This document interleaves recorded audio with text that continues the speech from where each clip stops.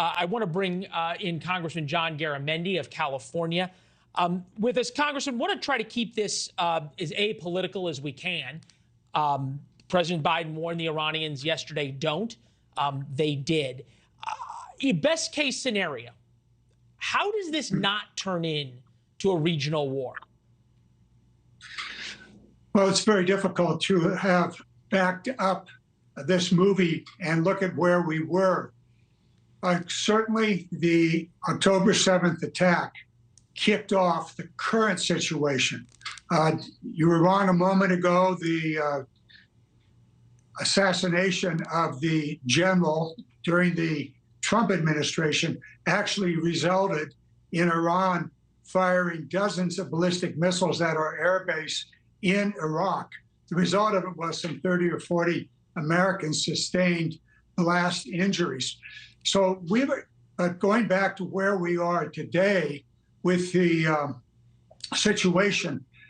It was, in my view, inevitable that this would escalate. You had the October 7th, you had Israel then invading Gaza. Some 30,000 civilians were killed, and some significant success by Israel in protecting itself by taking out many, but not all, of the Hamas fighters. There's more to be done in that area. But the result of the ongoing fight in Gaza has created a very dynamic and dramatic and dangerous situation throughout the entire Middle East.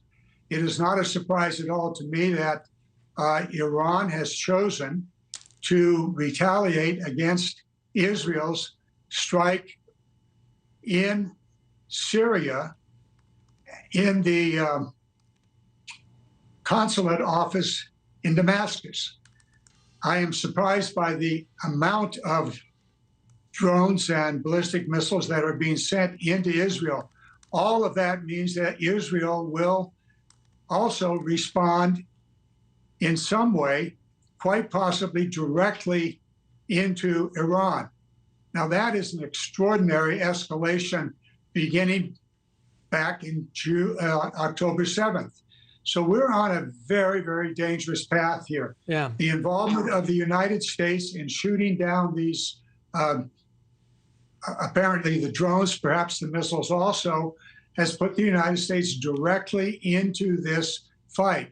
Whether it will end with this barrage or not remains to be seen.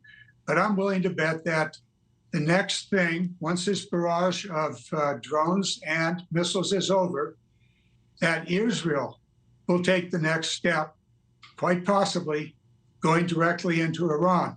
Yeah, no, That's we understand. One just more level of escalation.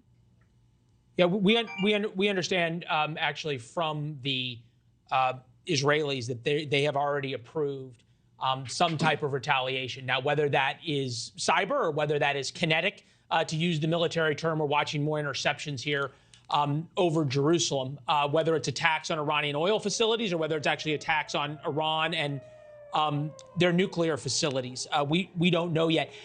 I guess, Congressman, I would sort of look forward here in terms of how to keep American troops out of harm's way and how to end this. We haven't heard from President Biden tonight. He said, don't, the Iranians did. When the President of the United States says, don't do something, and then the leading terrorist country in the world does exactly what he says not to do and attacks the sovereign soil of one of our most important allies, how does the United States not respond and maintain any kind of deterrence around the world? The president is doing what a rational, thoughtful individual should do, and that is be rational and thoughtful. Don't have a hair trigger here. We already see the American military involved in this current drone and missile attack. We are, in fact, involved. We're shooting down, as best we can, whenever possible, the incoming drones and the missiles. Thank you for watching. Go to newsnationnow.com to find News Nation on your television provider. And don't forget to click the red subscribe button below to get more of News Nation's fact-driven, unbiased coverage.